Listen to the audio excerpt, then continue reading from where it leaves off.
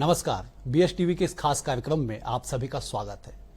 आज हम ऐसी शख्सियत से रूबरू हो रहे हैं जिनके नाम कई रिकॉर्ड हैं। रिकॉर्ड इसलिए क्योंकि सियासत में कहा जाता है कि उम्र बीत जाती है महज एक मंजिल तक पहुंचने के लिए, लेकिन कोई अगर 42 साल का युवा पीसीसी चीफ के पद पे पहुंच जाए तो समझा जा सकता है कि उसके लिए राजनीति में कितनी बड़ी उपलब्धि है। जी हाँ, आज हम छत्तीसगढ़ के पीसीसी चीफ दीपक बैद से रूबरू होंगे, जानेंगे कि उनके राजनीतिक सफर और आगे की रणनीति क्या कुछ है। चुनावी साल है छत्तीसगढ़ में, इसलिए हम ये चर्चा आज खास होगी तमाम चुनावी रणनीति, क्योंकि कांग्रेस दोबारा सत्ता में लौटने के लिए प्रयत्न कर रही है।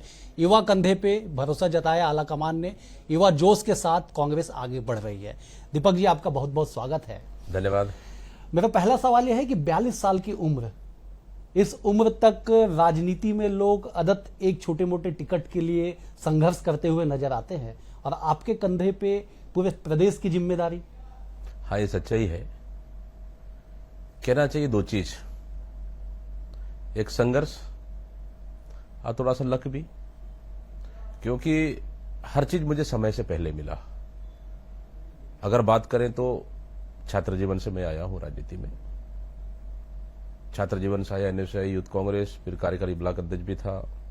कम उम्र में जिला पंचायत सदस्य बना 5 से 10, फिर उसके बाद 10 से फिर लगभग 13 तक मैं ब्लॉक अध्यक्ष रहा। फिर 32 साल में मैं विधायक बना, 13 से 18 में दोबारा फिर मैं विधायक बना 6 महीने के लिए। फिर पार्टी ने मुझे जवाबदारी दी कि आपको लोकसभा चुनाव लड़ना है बस्तर सीट से, जहां हम 23 साल तक कांग्रेस नहीं जीत पाई है। तो मैंने कहा ठीक है, तो चुनाव भी लड़ लिए। 23 साल के बाद बस्तर में कांग्रेस जीत भी ली, जीत के भी आए। बस्तर की जनता ने चुनाव वहां भी जिताए। तो इस तरह से कम समय में हम लोग लोकसभा जीतकर, कम उम्र में हम लोग लोकसभा जीतकर, सांसद जीतकर लोकसभा में पहुंच गए। और तमाम लोकसभा में बहुत सारे मुद्दे हम लोग बस्तर को लेकर उठाए, जहां तक आज तक मतलब बस्तर क्षेत्र की एक भी बात लोकसभा में नहीं उठ पाया था। सांसद बनना है, जाना है, लोकसभा में चुपचाप रहना है, बस्तर के मुद्दे नहीं उठना है, ये बहुत सारी बातें रही। लेकिन मैं जैसे चुनाव जीता, पहले ही सेशन से ही मैंने बस्तर के मुद्दे उठाने चालू किए कि इस कम उम्र में इतनी बड़ी पीसीसी का जवाबदारी और इस कम समय में। बिल्कुल। और माननीय मुख्यमंत्री भूपेश बघेल जी और तमाम नेता, हमारे यहाँ वरिष्ठ नेता टीएस बाबा साहब, महंत जी, ताम्रध्वज साहब, इन्होंने इनको भी विश्वास में रखे हैं। दीपक जी, सवाल ये है कि एक प्रदेश आलाकमान की नजरों में आना और राष्ट्रीय आलाकमान की नजरों तक पहुंचना, इसमें एक बड़ा गैप होता है।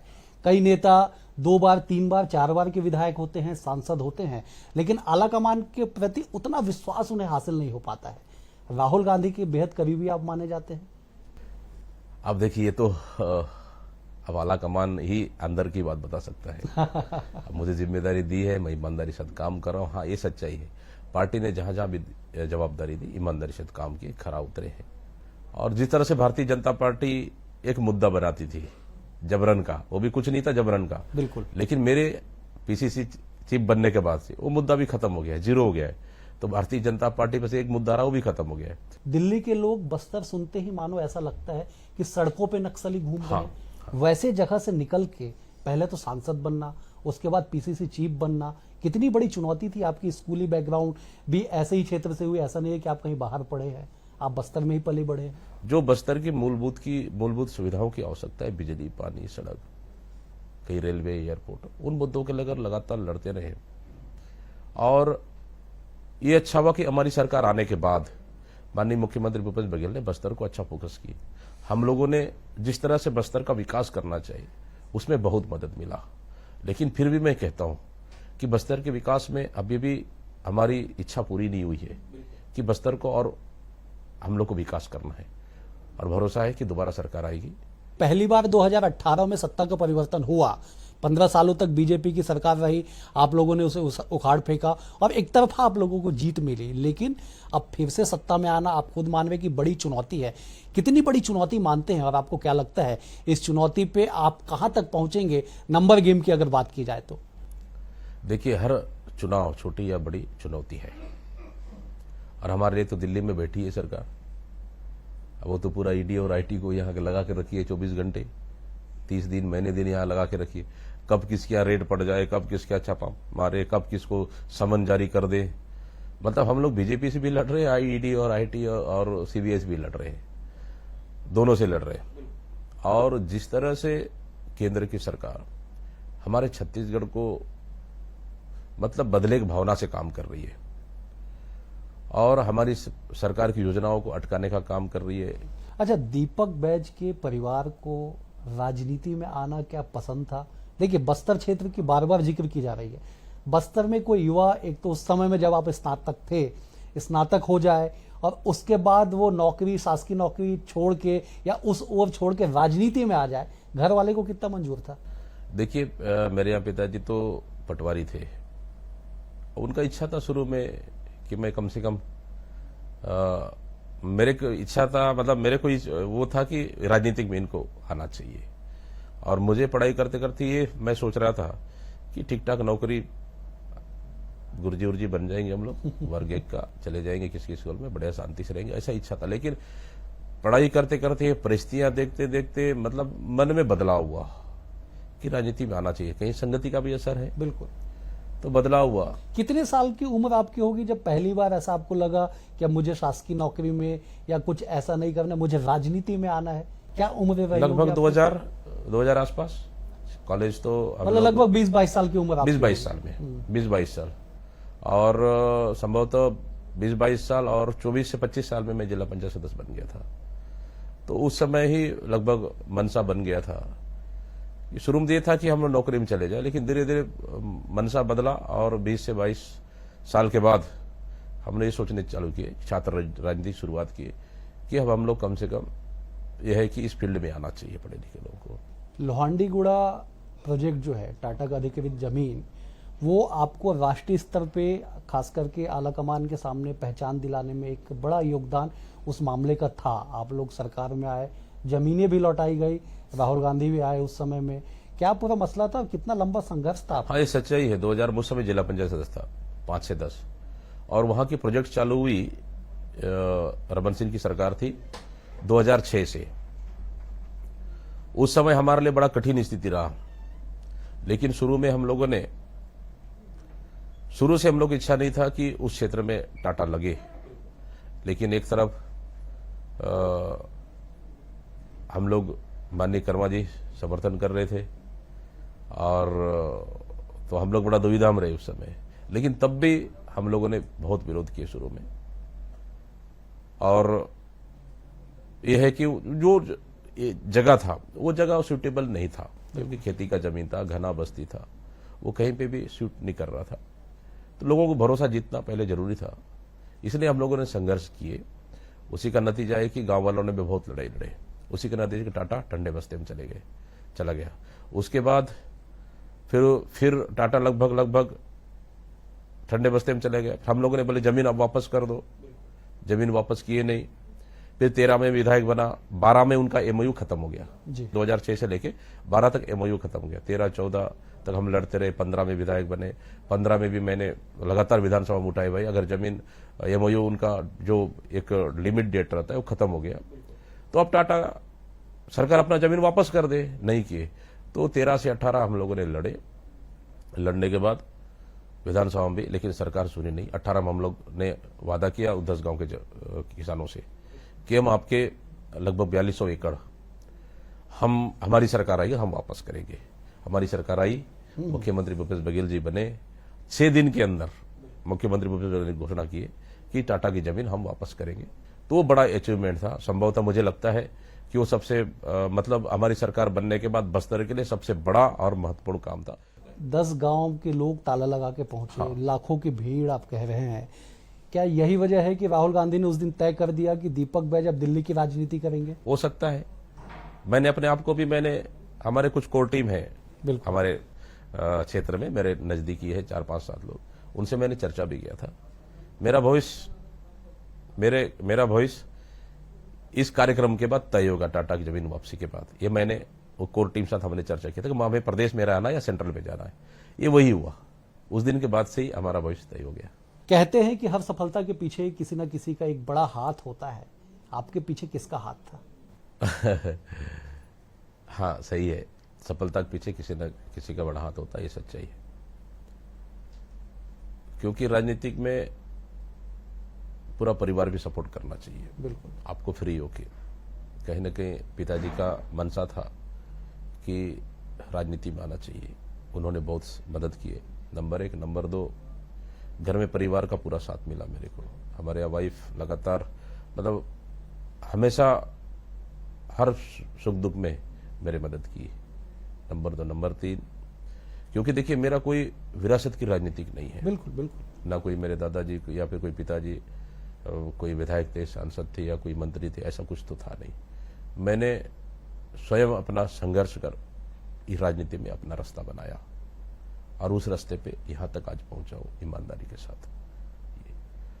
और दूसरी चीज, उसके बाद फिर हमारे नेता के रूप में मिले माननीय महेंद्र कर्मा जी बस्तर में, जब 2008 में वो मिले तो उनका उंगली पकड़कर हम लोगों ने 2005 से उनका उंगली पकड़कर हम लोगों ने राजनीति का रास्ता सफर किए, तय सफर किए। 2005 में जिला पंचायत उन्होंने लड़ाए 10 तक, फिर 13 तक तो साथ में थे, लेकिन झीरम घाटी घटना के बाद हमारे बीच में नहीं मैं रहे। उसी सवाल पे आ रहा था कि जिनकी उंगली पकड़ के आप राजनीति में इस मुकाम तक पहुंचे हैं, 2013 में आप पहली बार विधायक बने, 25 मई 2013 का ही हाँ। वो घटना है जब कर्मा जी शहीद हुए, शहादत उनकी हुई, अन्य नेताओं की भी शहादत हुई। वो दर्द और वो तकलीफ आज तक खत्म नहीं हो पाया, क्योंकि इंसाफ की जो लड़ाई है आज भी जारी है। उस घटने तो देखिए, उस घटना को अगर याद करेंगे, हम लोग तो सदमे से उभर नहीं पाए उस परिस्थिति में। हम लोग कैसे अपने आप को संभाल लिए हम लोग जानते। हम लोग खुद को, अपने आप को भी और क्षेत्रों को भी हम लोग संभाल लिए। वो परिस्थिति तो बहुत अलग है। दर्द आज भी है, तकलीफ आज भी होता है, लेकिन सच्चाई सामने आना चाहिए। ये चीज जहन में आज भी है, लेकिन सच्चाई आ नहीं पा रहा है। लेकिन देर या सवेरे सच्चाई तो आएगा। ये दरअसल मुद्दा यही बन रहा है कि आप लोग पिछले 5 साल से सरकार में हैं। ये बात गाहे बगाहे कही जाती थी आपके नेताओं के द्वारा कि झीरम घाटी के सबूत हमारे पास है। 5 साल बीतने के बाद भी बीजेपी जो सवाल उठा रही है कि सच्चाई सामने क्यों नहीं आ पा रही है। देखिए क्या है, बहुत सारे, अभी बहुत देर हो चुकी है। 2013 का मामला 9 से 10 साल हो रहे हैं।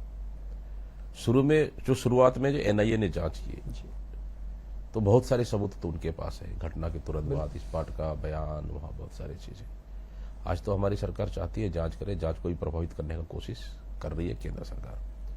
माननीय मुख्यमंत्री जी लगातार कह रहे हैं कि एनआईए हम लोग को जांच रिपोर्ट हम लोग को वापस कर दे और प्रतिवेदन दे दे, तो वो तो दे नहीं रहे हैं। तो कहीं ना कहीं हमारी जांच को प्रभावित तो कर रहे हैं और काफी देर हो चुकी है। तो अभी नए सिरे जांच कर पाना इतना आसान नहीं है बिल्कुल किसी भी राज्य सरकार के लिए। लेकिन बहुत उस समय के जो जांच रिपोर्ट जो हुई वो तो सब एनआईए के पास है। हम लोग मांग रहे, दे नहीं रहे। तो कहीं ना कहीं केंद्र सरकार रोड़े हटकाने का काम तो कर रही है। तो क्या माना जाए कि झीरम घाटी जांच का जो चैप्टर था उसे क्लोज माना जाए? जो आज भी पीड़ित न्याय का इंतजार कर रहे हैं, उनका इंतजार हमेशा इंतजार ही नहीं, क्लोज तो नहीं मानना चाहिए, क्योंकि जांच की प्रक्रिया छोटी भी हो सकती है, लंबी भी हो सकती है, और ये जांच की प्रक्रिया लंबी जा रही है। देर सवेरे इसका खुलासा तो होगा। ऊपर वाले घर में देर है, अंधेर नहीं है। हमें पूरा भरोसा और विश्वास है कि आने वाला समय में कहीं ना कहीं इसका खुलासा होगा। 2013 में जिस दिन घटना घटी उस दिन का बस्तर और आज 2023 के बस्तर में, आप बस्तर से हैं, कितना बदलाव आपको नजर आता है? बहुत बदलाव आया है, बहुत बदलाव है। उस समय तो हम लोग पिछली सरकार में 15 साल सरकार में हम लोग तो बाई रोड जा नहीं पाते थे। बिल्कुल। वहां के विधायक, वहां के मंत्री, सांसद तो बिना हेलीकॉप्टर के जा नहीं पाते थे। लेकिन आज मैं स्वयं सांसद हूं, पीसीसी चीफ के अलावा। बिल्कुल। बाई रूट मैंने हेलीकॉप्टर एक दिन भी माननीय मुख्यमंत्री भूपेश बघेल जी से नहीं मांगा है कि मुझे भोपालपट्टनम जाना है या मुझे बीजापुर जाना है या कोंटा जाना है। मैंने एक दिन भी नहीं मांगा, बाई रूट का ही उपयोग किया। जहां भी चित्रम जितना भी दौरा किया, बाई रूट उपयोग किया। आज हमारे विधायक और मंत्रियां भी बाई रूट ही उपयोग करें। मतलब बहुत फर्क है उस समय का बस्तर और अभी बस्तर में। हमारी अभी का बस्तर बदल गया है। अब बाई रूट जा सकते हैं, कहीं कोई ज्यादा दिक्कत है नहीं। ऑन रोड में तो कहीं कोई दिक्कत नहीं। उस समय तो ऑन रोड भी जा नहीं सकते थे। आज स्कूलें बन रहे हैं, अस्पताल खुल रहे हैं, सड़कें बन रही है, बिजली पानी सब आई। तो बहुत बस्तर में अभी हमारी सरकार आने के बाद, मुख्यमंत्री भूपेश बघेल जी के बनने के बाद बहुत बस्तर में बदलाव आया। अच्छा, दीपक बैज को कांग्रेस में या पीसीसी चीफ के रूप में बच्चा कहा जा रहा है बीजेपी की ओर से, ऐसा क्यों? अब देखिए, ये तो सोच के ऊपर है। जो दीपक बैज छात्र राजनीति से यहां तक पहुंचा है, दरी उठाने से लेके, दरी बिछाने से लेके, झंडा टांगने से लेके, और छात्र राजनीति से एनएसआई, यूथ कांग्रेस, कार्यकारी ब्लॉक अध्यक्ष, 5 साल जिला पंचायत सदस्य, 2 बार के विधायक, सांसद, अगर उसको बच्चा कह रहे हैं तो मुझे लगता है कि उनकी नादानी है। मैंने तो उनके अध्यक्ष तो हम लोगों ने कभी टिप्पणी नहीं की। बिल्कुल भाई, राजनीतिक अनुभव तो मेरे पास 2000 करीबन 23 साल के राजनीतिक अनुभव है। बिल्कुल बिल्कुल। अब उनके अध्यक्ष पास कितनी है मुझे तो नहीं पता, कितनी बार विधायक बने, सांसद बने, या बीजेपी में क्या रहे, मुझे तो नहीं पता। लेकिन अनुभव को अगर देखेंगे तो कमी तो नहीं है। हो सकता है मैं आदिवासी हूं,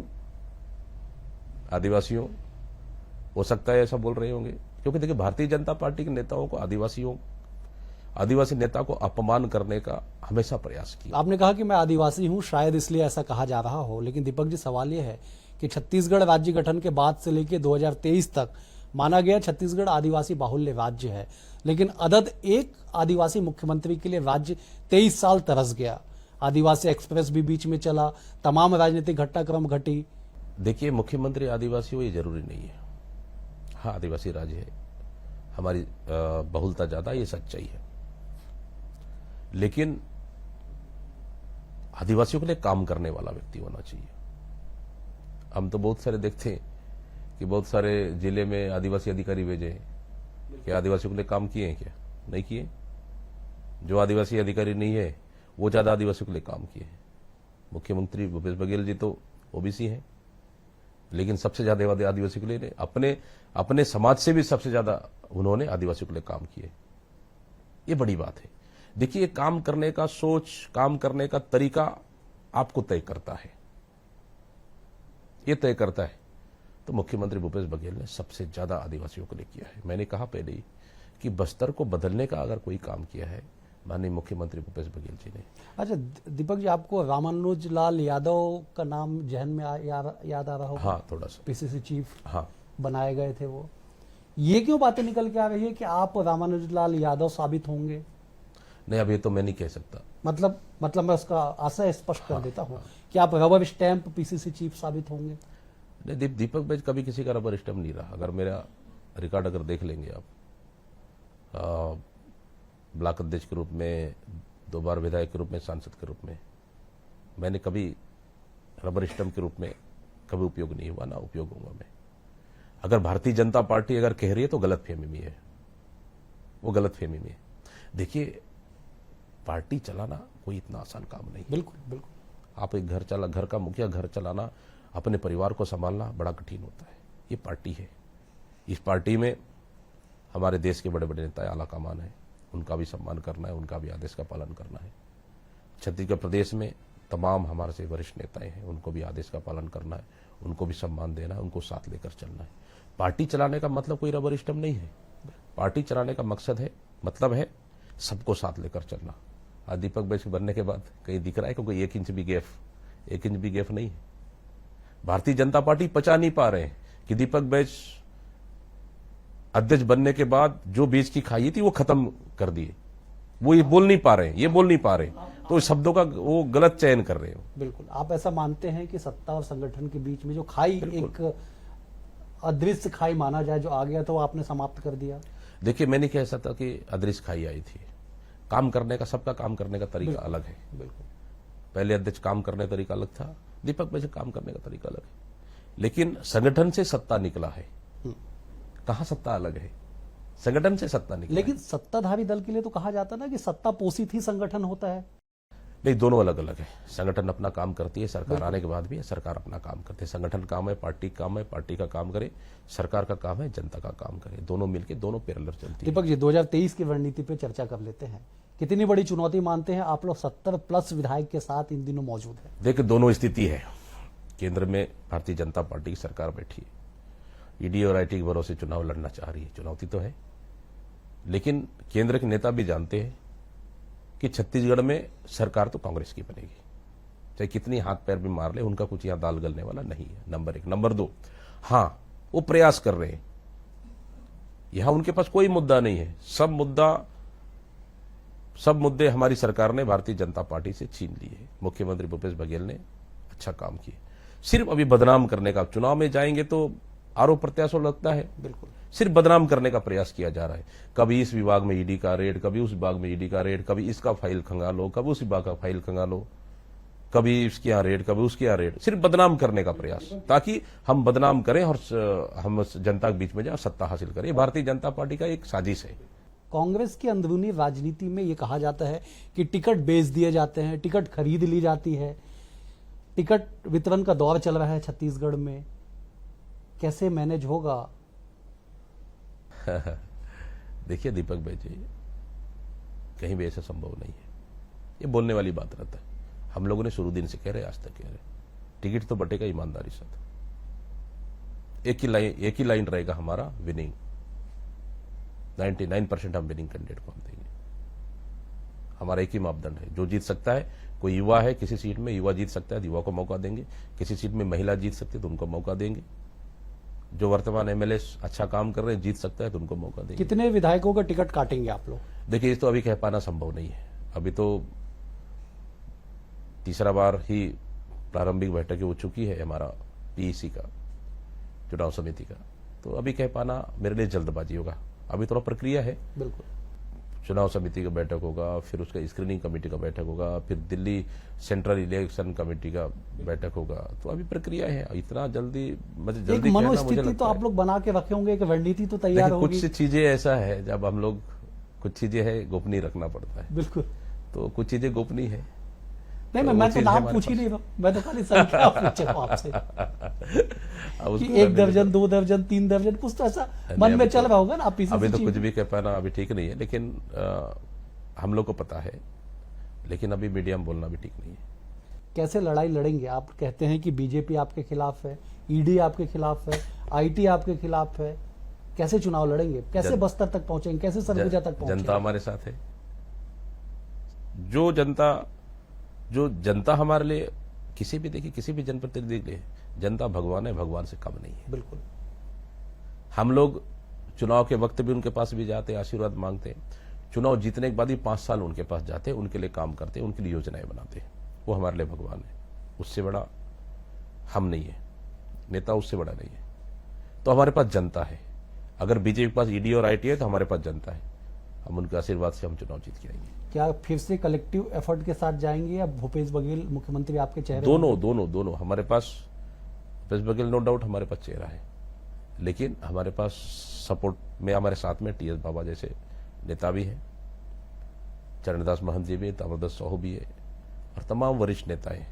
सब लोग मिलकर हम लोग लड़ेंगे चुनाव। फिर से मैं एक बार दीपक बैज के सवाल पे आता हूँ। दीपक बैज हॉस्टल के अध्यक्ष से प्रदेश के अध्यक्ष बन गए कांग्रेस पार्टी के, अब आगे क्या बनना चाहते हैं? देखिए, मैंने तो कभी कुछ भी सोचा नहीं। मैंने सांसद बना, मैंने कभी नहीं सोचा। मैं पीसीसी अध्यक्ष बना, मैं कभी नहीं सोचा।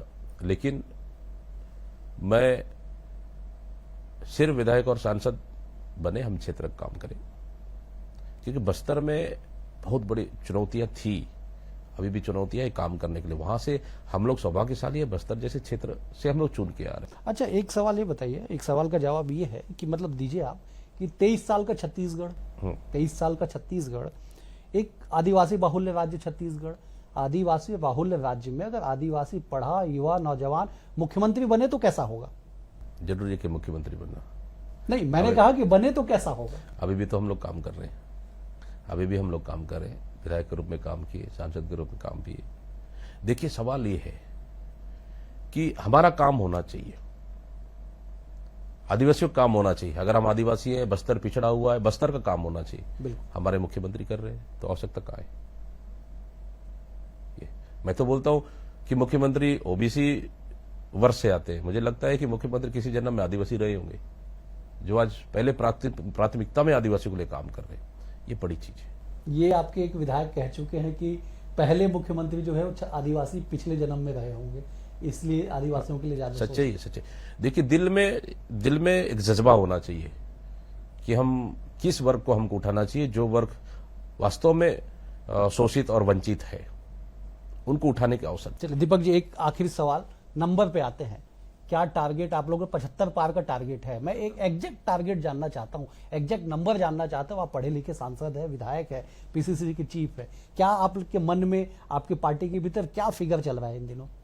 देखिए, हमारा टारगेट तो 75 पार है। हम लोग टारगेट दे दिए कार्यकर्ताओं को, उस हिसाब से हम लोग लगातार मेहनत कर रहे हैं, काम कर रहे हैं। नंबर 1। नंबर 2, हमारी देखिए, अगर कोई परीक्षार्थी 100 में से 90 नंबर के लिए अगर टारगेट लेके अगर पढ़ाई करता है तो हो सके 95 नंबर भी आएगा, या फिर 90 से 85 भी आएगा, लेकिन फेल नहीं होगा। फेल नहीं होगा, मेरिट में आएगा, मेरिट में आएगा। इसलिए हमारा टारगेट 75 है। 75 से हम 80 भी जा सकते, 75 से 70 भी आ सकते। अच्छा, एक मैं कंक्लूड करूंगा, एक आखिरी सवाल ही है। कहा यह भी जा रहा है कि अगर आप लोग की सरकार बनती है 2023 में, शुभकामनाएं हैं आप लोगों को, लेकिन मार्जिन अगर 5-10 सीटों का होता है तो उस समय स्थितियां कुछ अलग हो सकती है, कुछ इधर उधर हो सकते हैं आप लोग? बिल्कुल नहीं होगा, बिल्कुल नहीं होगा। हम लोगों ने मापदंड रख दिए, टिकट हम उसको देंगे, जिताऊ तो रहेगा, कर्मठ भी रहेगा और निष्ठावान भी रहेगा। ये भी हम लोग ऐड कर दिए ना, दोनों चीज, कर्मठ भी रहेगा, निष्ठावान भी रहेगा। हाँ, हमें पता है कि भारतीय जनता पार्टी तोड़ने में, खरीदने में माहिर है, लेकिन छत्तीसगढ़ में सफल नहीं हो पाएगी, यहां सफल नहीं हो पाएगी, हमें कहीं कोई दिक्कत नहीं। चले, मतलब कुल मिला के कि छत्तीसगढ़ की सियासत में आने वाले दिनों में और भी कई उतार चढ़ाव देखने को मिलेंगे।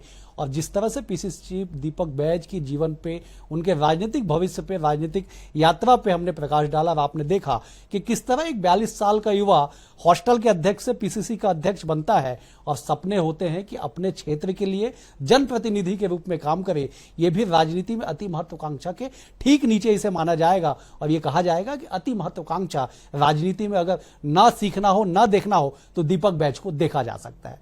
फिलहाल इस कार्यक्रम में इतना ही। नमस्कार।